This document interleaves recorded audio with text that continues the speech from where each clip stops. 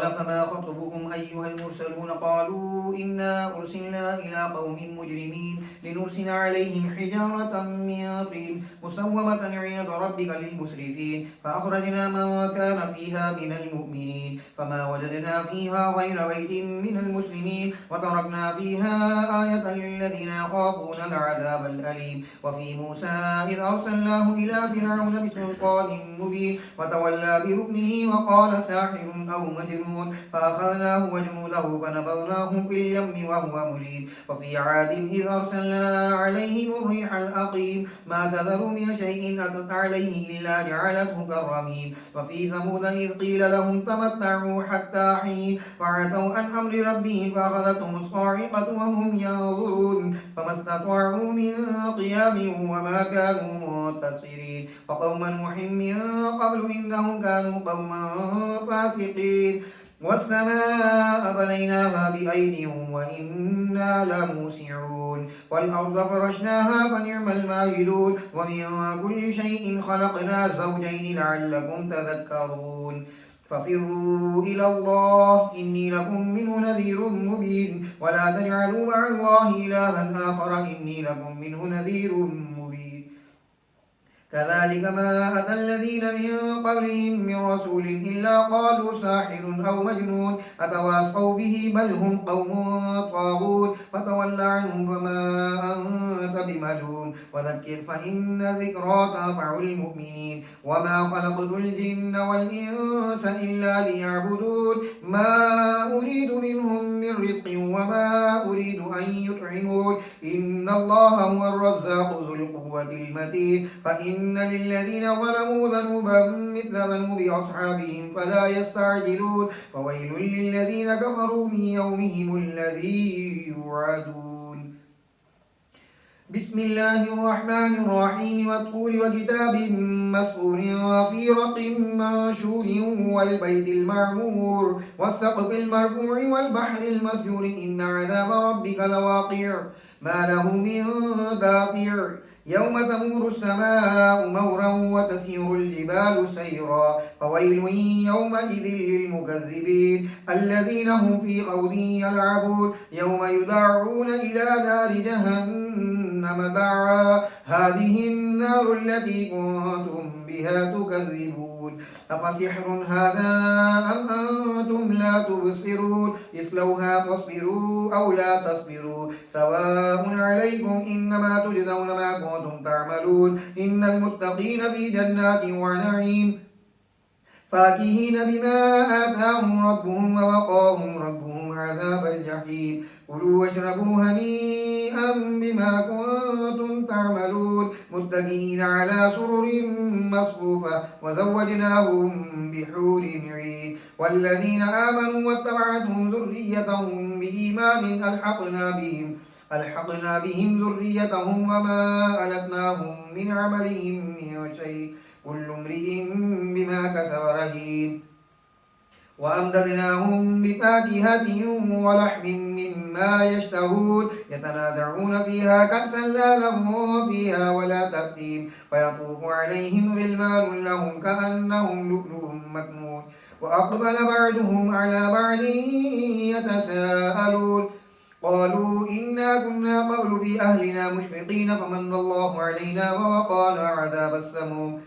إنا كنا من قبل ندعوه إنه هو البر الرحيم فذكر فما أنت بنعمة ربك بكاهن ولا مجنون أم يقولون شاعر نتربص به ريب المنون قل تربصوا فإني معكم من المتربصين أم تأمرهم أحلامهم بهذا أم هم قوم طاغون أم يقولون تقوله بل لا يؤمنون فليأتوا بحديث مثله إن كانوا صادقين أم خلقوا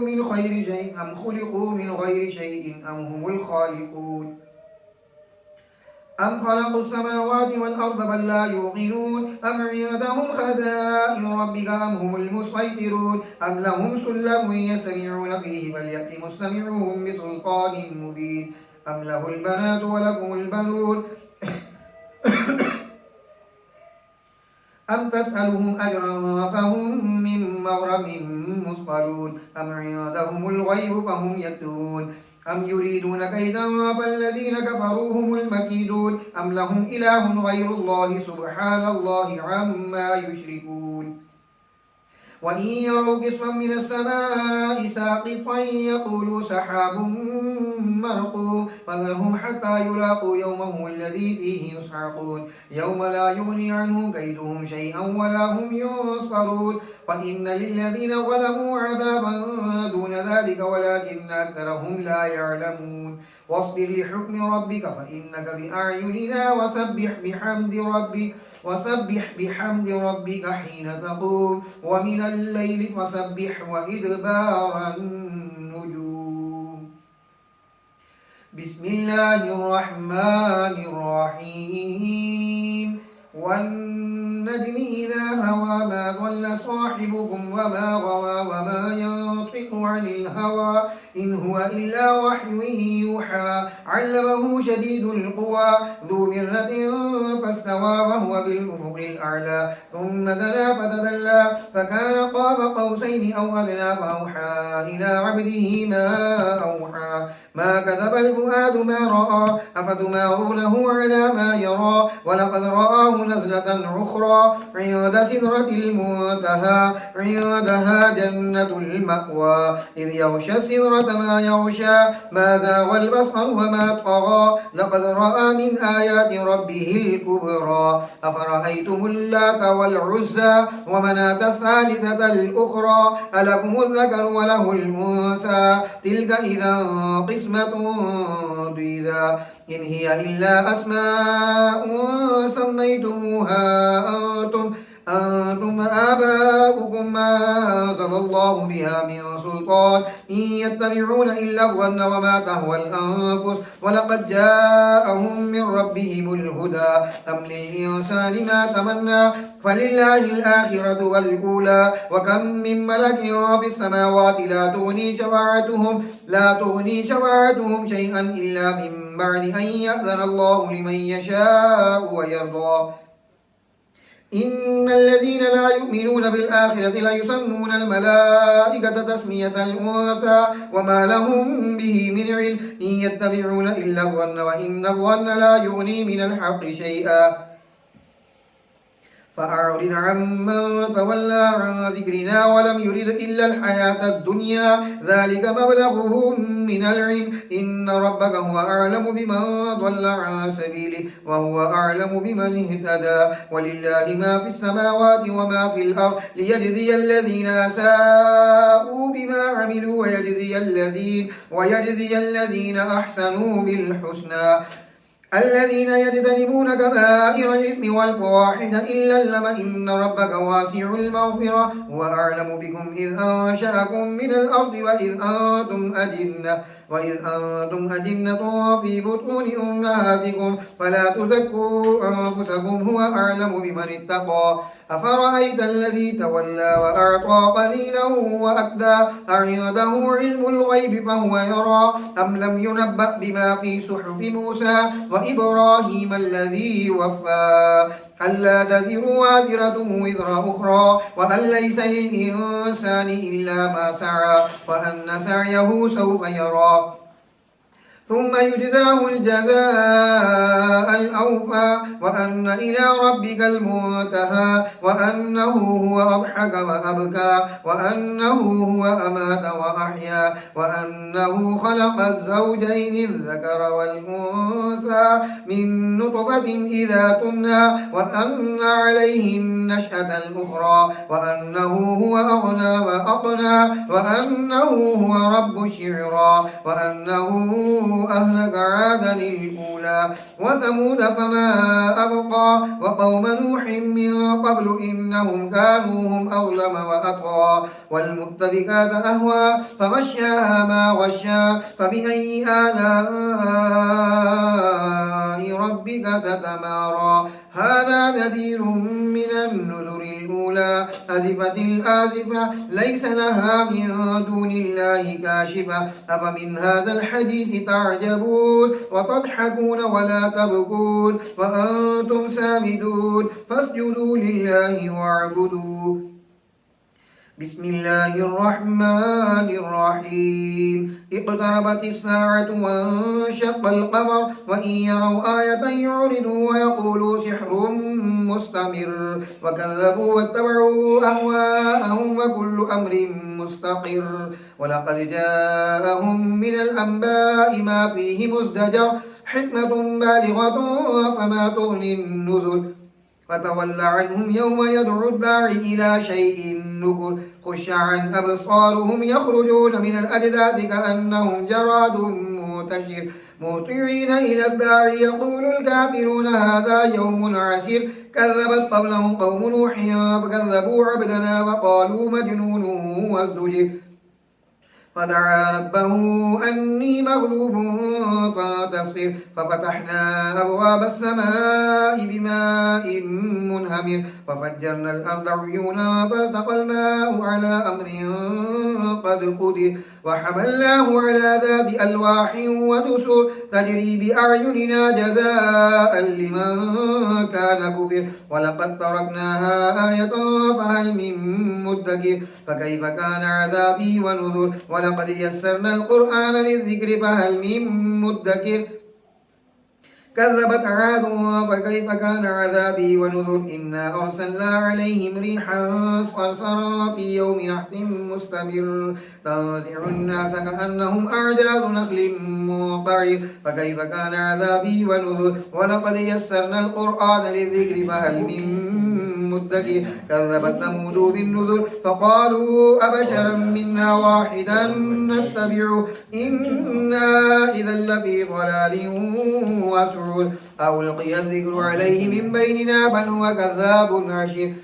سيعلمون غدا من الكذاب الأشير إنا مرسل الناقة فتنة لهم فارتقبهم واصطبر ونبئهم أن الماء قسمة بينهم كل شرب محتضر فنادوا صاحبه فتعاطى فعقر فكيف كان عذابي ونذر إنا أرسلنا عليهم صيحة واحدة فكانوا كهشيم المحتضر ولقد يسرنا القرآن للذكر فهل من مدكر كذبت قوم لوط بالنذر إنا أرسلنا عليهم حاسبا إلا آل لوط نجيناهم بسحر نعمة من عندنا كذلك نجزي من شكر ولقد أنذرهم بطشتنا فتماروا بالنذر ولقد رابطوه عن ضيفه فطمسنا أعينهم فذوقوا عذابي ونذر ولقد صبحهم بكرة عذاب مستقر فذوقوا عذابي ونذر ولقد يسرنا القرآن للذكر فهل من مدكر ولقد جاء آل فرعون النذر كذبوا بآياتنا كلها فأخذناهم أخذ عزيز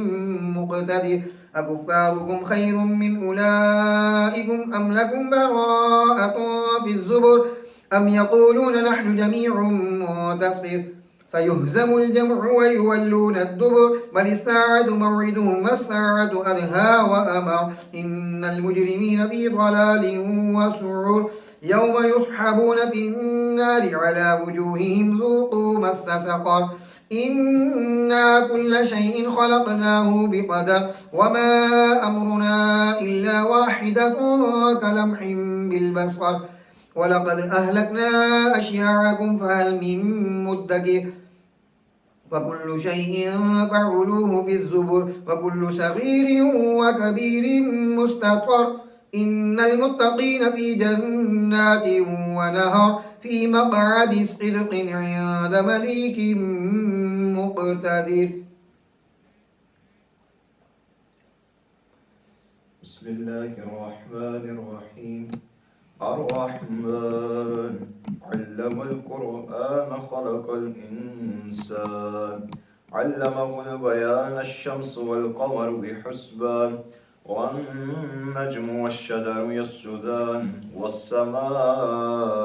رفعها ووضع الميزان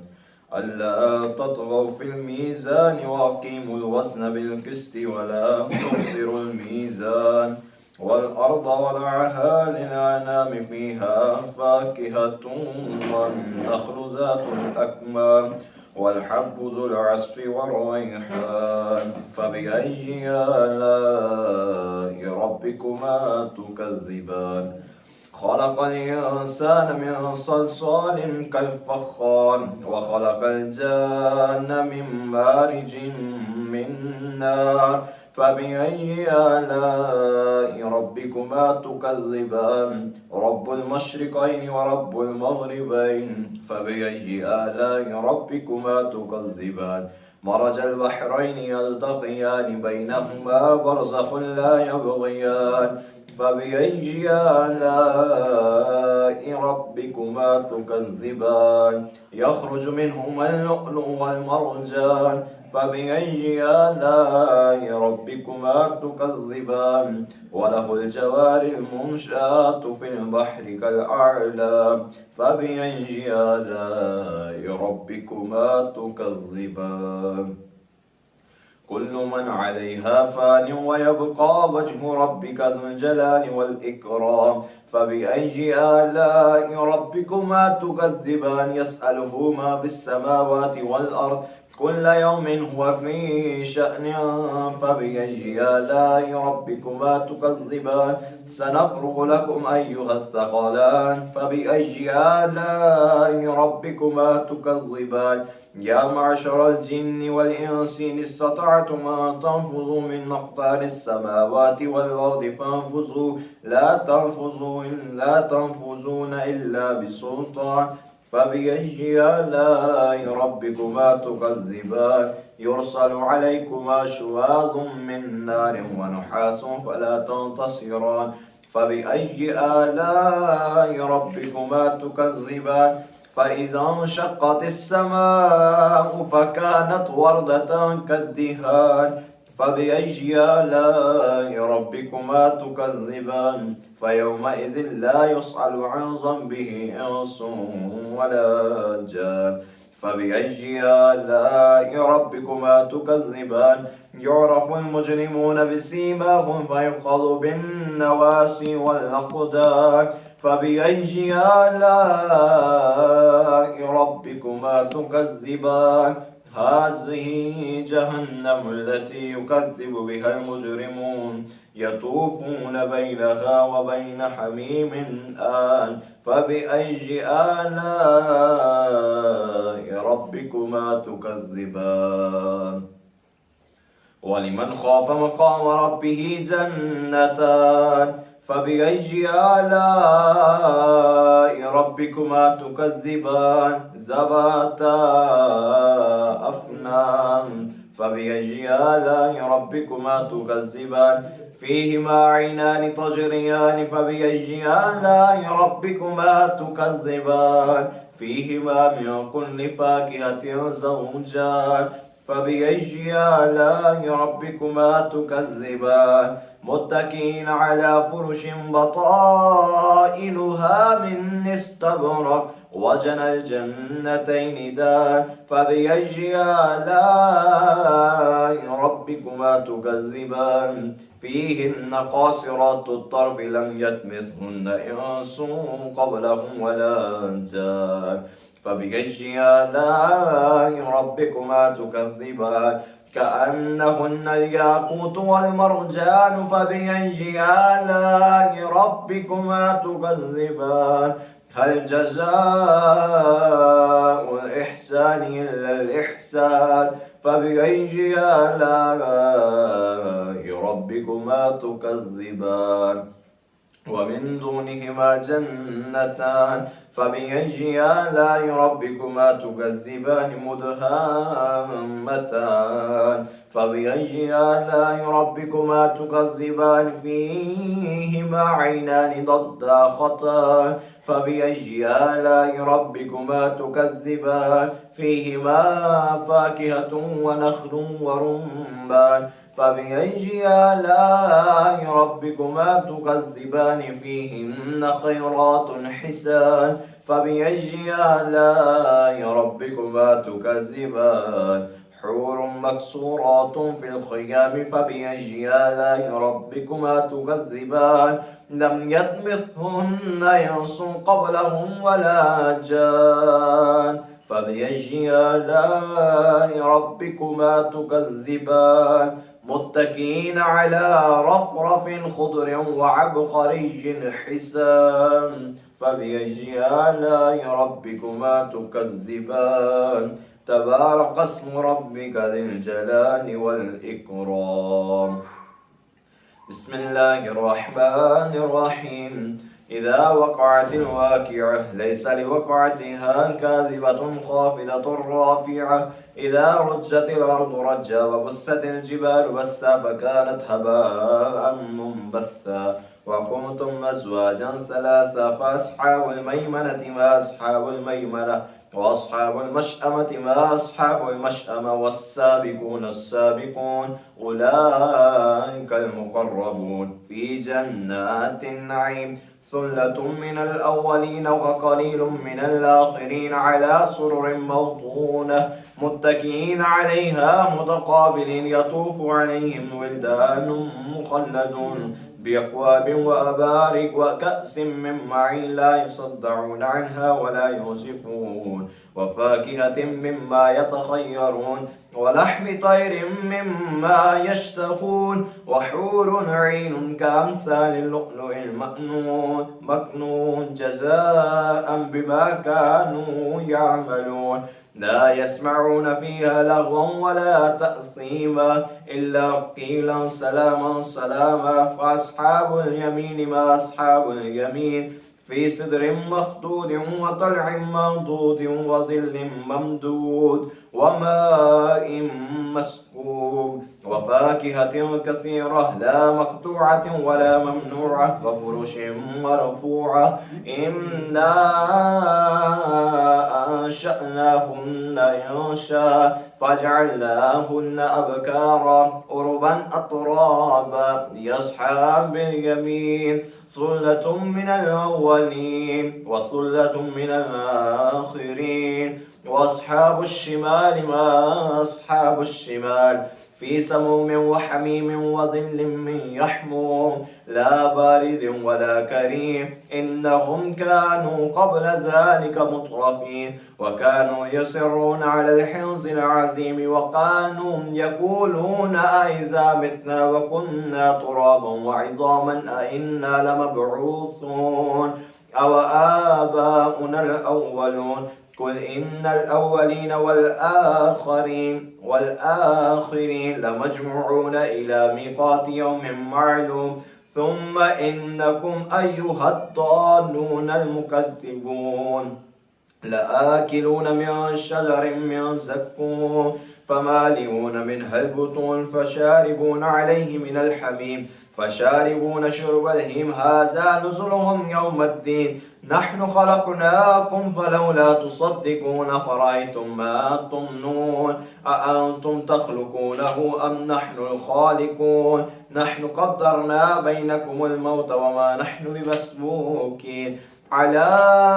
أن نبدل أمثالكم وننشئكم فيما لا تعلمون ولقد علمتم النشأة الأولى فلولا تذكرون أفرأيتم ما تحرثون أأنتم تزرعونه أم نحن الزارعون لو نشاء لجعلناه حطاما فظلتم تفكهون إنا لمغرمون بل نحن محرومون فرأيتم الماء الذي تشربون أأنتم أنزلتموه من المزن أم نحن المنزلون لو نشاء جعلناه جاجا فلولا تشكرون أفرأيتم النار التي تورون أأنتم أنشأتم شجرتها أم نحن المنشئون نحن جعلناها تذكرة ومتاعا للمقوين فسبح باسم ربك العظيم فلا أقسم بمواقع النجوم وإنه لقسم لو تعلمون عظيم إنه لقرآن كريم في كتاب مكنون لا يمسه إلا المطهرون تنزيل من رب العالمين أفبهذا الحديث أنتم مدهنون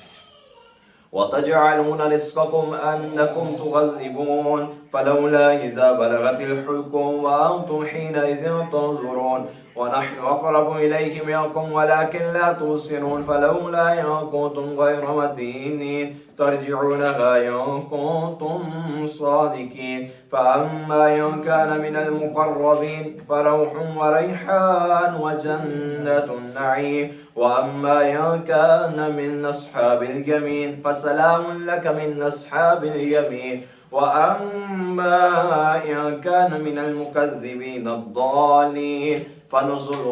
من حميم وتصلية جحيم. إن هذا لهو الحق اليقين. فسبح باسم ربك العظيم. بسم الله الرحمن الرحيم. سبح لله ما في السماوات والأرض وهو العزيز الحكيم. له ملك السماوات والأرض يحيي ويميت وهو على كل شيء قدير. والأول والآخر والظاهر والباطن وهو بكل شيء عليم. والذي خلق السماوات والأرض في 6 أيام ثم استوى على العرش يعلم ما يلج في الأرض وما يخرج منها وما ينزل من السماء وما يعرج فيها وهو الرحيم الغفور. والذي خلق السماوات والأرض في 6 أيام ثم استوى على العرش يعلم ما يلج في الأرض وما يخرج منها وما ينزل من السماء وما يعرج فيها وهو معكم أينما كنتم والله بما تعملون بصير. له ملك السماوات والأرض وإلى الله ترجع الأمور. يولج الليل في النهار ويولج النهار في الليل وهو عليم بذات الصدور. آمنوا بالله ورسوله وأنفقوا مما جعلكم مستخلفين فيه فالذين آمنوا منكم وأنفقوا لهم أجر كبير. وما لكم لا تؤمنون بالله والرسول يدعوكم لتؤمنوا بربكم وقد أخذ ميثاقكم إن كنتم مؤمنين. هو الذي ينزل على عبده آية بينات ليخرجكم من الظلمات إلى النور وإن الله بكم لرؤوف رحيم. وما لكم ألا تنفقوا في سبيل الله ولله ميراث السماوات والأرض لا يستوي منكم من أنفق من قبل الفتح وقاتل أولئك أعظم درجة من الذين أنفقوا من بعد وقاتلوا وكلا وعد الله الحسنى والله بما تعملون خبير. من ذا الذي يقرض الله قرضا حسنا فيضاعفه له وله أجر كريم. يوم ترى المؤمنين والمؤمنات يسعى نورهم بين أيديهم وبأيمانهم بشراكم اليوم جنات تجري من تحتها الأنهار خالدين فيها ذلك هو الفوز العظيم. يوم يقول المنافقون والمنافقات للذين آمنوا انظرنا نقتبس من نوركم قيل ارجعوا وراءكم فالتمسوا نورا فضرب بينهم بسور له باب باطنه فيه رحمة وظاهره من قبله العذاب ينادونه ما لم نكن معكم قالوا بلى ولكنكم فتنتم أنفسكم وتربصتم وارتبتم وغرتكم الأماني حتى جاء أمر الله وغركم بالله الغرور. فاليوم لا يؤخذ منكم فدية ولا من الذين كفروا مأواكم النار هي مولاكم وبئس المصير. ألم يأن للذين آمنوا أن تخشع قلوبهم لذكر الله وما نزل من الحق ولا يكونوا كالذين أوتوا الكتاب من قبل فطال عليهم الأمد فقست قلوبهم وكثير منهم فاسقون. اعلموا أن الله يحيي الأرض بعد موتها قد بينا لكم الآيات لعلكم تعقلون. إن المصدقين والمصدقات وأقرضوا الله قرضا حسنا يضاعف لهم ولهم أجر كريم. والذين آمنوا بالله ورسله أولئك هم الصديقون والشهداء عند ربهم لهم أجرهم ونورهم. والذين كفروا وكذبوا بآياتنا أولئك أصحاب الجحيم. اعلموا أنما الحياة الدنيا لعب ولهو وزينة وتفاخر بينكم وتكاثر في الأموال والأولاد كمثل غيث أعجب الكفار نباته ثم يهيج فتراه مصفرا ثم يكون حطاما وفي الآخرة عذاب شديد ومغفرة من الله ورضوان وما الحياة الدنيا إلا متاع الغرور. سابقوا إلى مغفرة من ربكم وجنة عرضها كعرض السماء والأرض أعدت للذين آمنوا بالله ورسله ذلك فضل الله يؤتيه من يشاء والله ذو الفضل العظيم ما أصاب من مصيبة في الأرض ولا في أنفسكم إلا في كتاب من قبل أن نبرأها إن ذلك على الله يسير لكي لا تأسوا على ما فاتكم ولا تفرحوا بما آتاكم والله لا يحب كل مختال فخور الذين يبخلون ويأمرون الناس بالبخل ومن يتول فإن الله هو الغني الحميد لقد أرسلنا رسلنا بالبينات وأنزلنا معهم الكتاب والميزان ليقوم الناس بالقسط وأنزلنا الحديد فيه بأس شديد ومنافع